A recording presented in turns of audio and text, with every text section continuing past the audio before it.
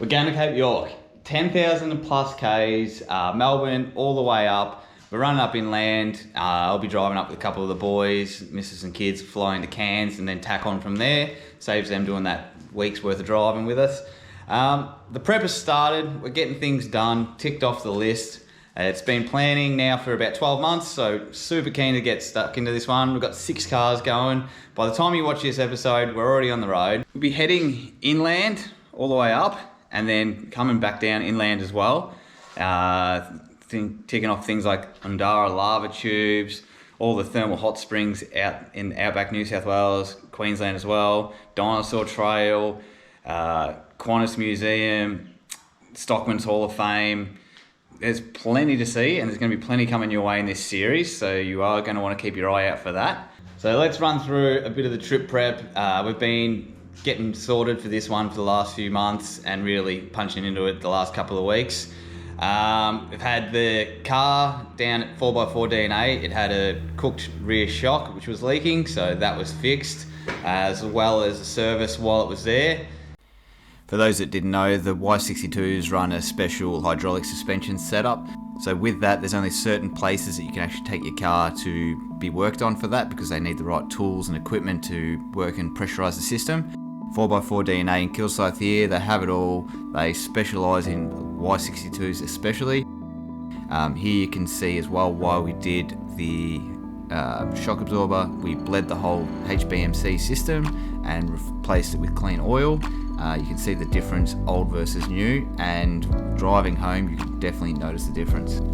While it was up on the hoist, the boys did a bit of a pre-trip inspection and full service for me, so that's all sorted and it's good to go for another 10,000 Ks.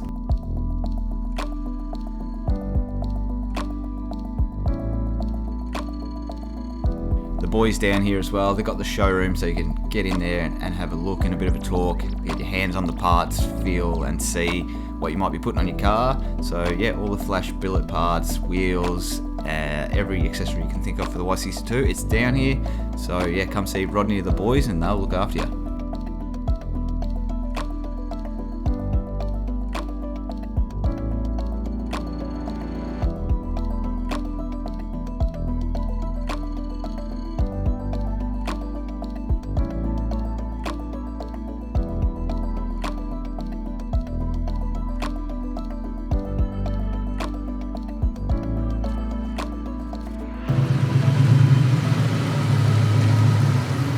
Next on the list of things to get done is get the caravan serviced. I found Ryan by chance of just going through Google at Southside Mobile RV Solutions.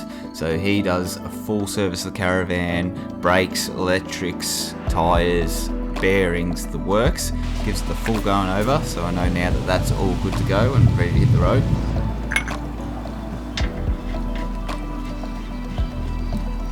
So that one's super simple. He's local to myself as well, so he just come out and sorted it all out at home. So that made that job real easy.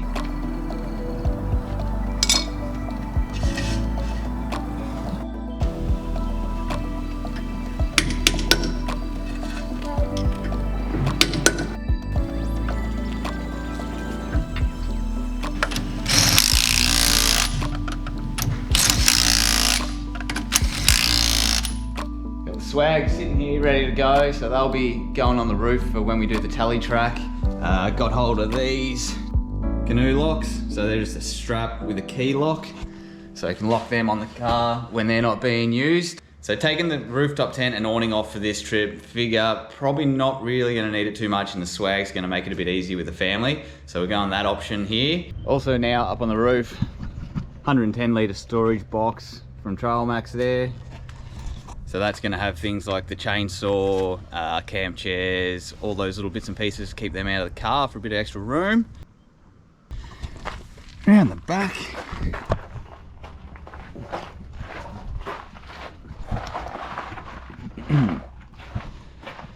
I got the rock tamers all set up here, ready to go.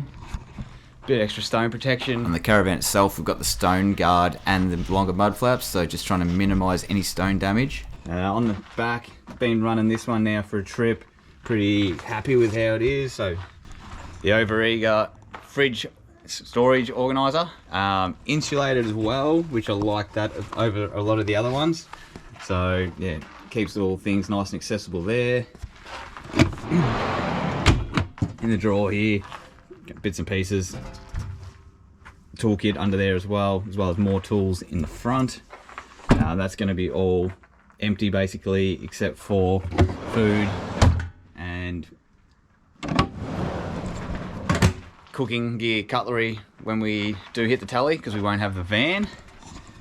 Spare air filter up there, nuts, bolts, ties, tape, all sorts of things underneath this drawer here, because there's no false floor, so there's space there for that. This here is actually a pretty cool little product.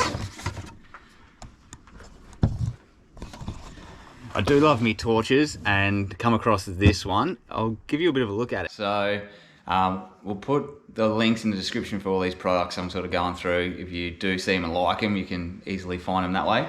But yeah, it's a spotlight here. It can be cool white, warm white, or red. And then it also, with this attachment here, turns into a bit of a lantern. USB rechargeable, also works as a power pack as well for charging things. It's got a hook, magnetic. It's just an all-round cool bit of gear. So let's show you how bright it actually is, and yeah, I'll tell you a bit of the lumens and battery time and stuff as well. So yeah, battery indicator light along the back there.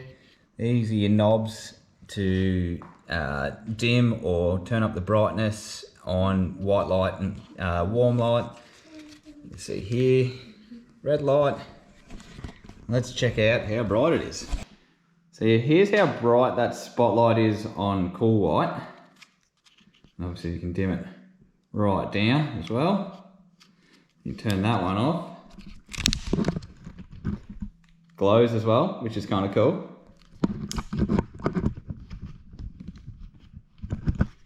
There's your warm white. So again, beautiful light. Dim it right down. Got your red light, which kind of hard to see in here.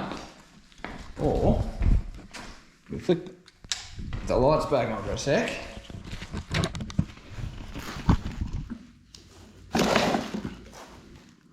Screw on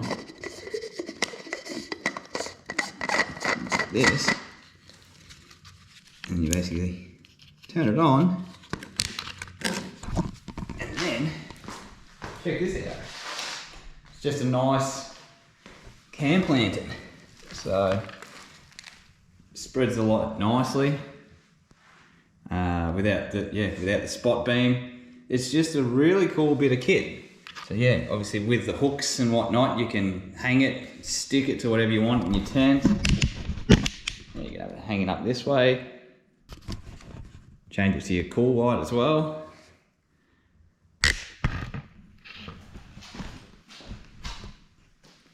So yeah, that's that. So there's quite a difference when you do run it as a spotlight versus a lantern. So yeah, just a really cool bit of kit that I reckon you'd be pretty happy with having that in your camp box.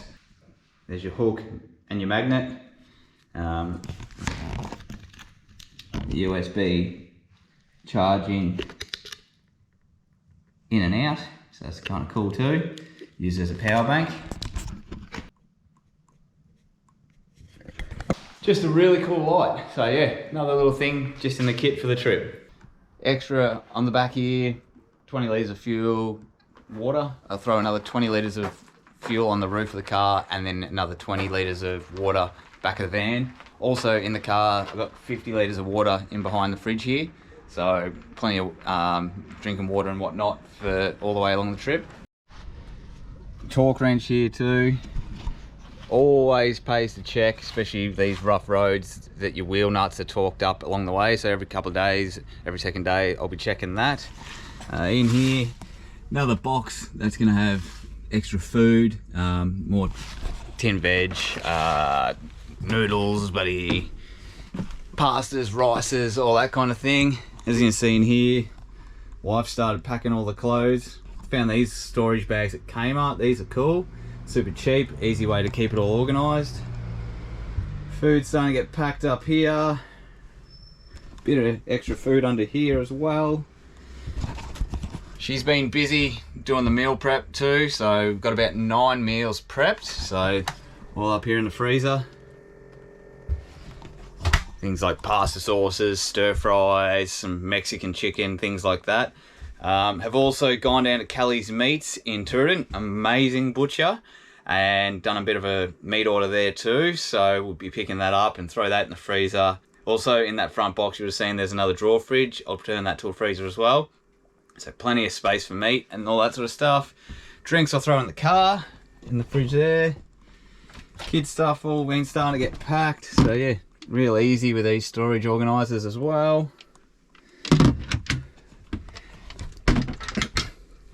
Been playing around with the bedding, but this trip we're going to run just sleeping bags, and then it's going to be super easy because when we're ready, just pull them out, throw them in the swag, roll them up in the swag too. So yeah, that's nice and easy there.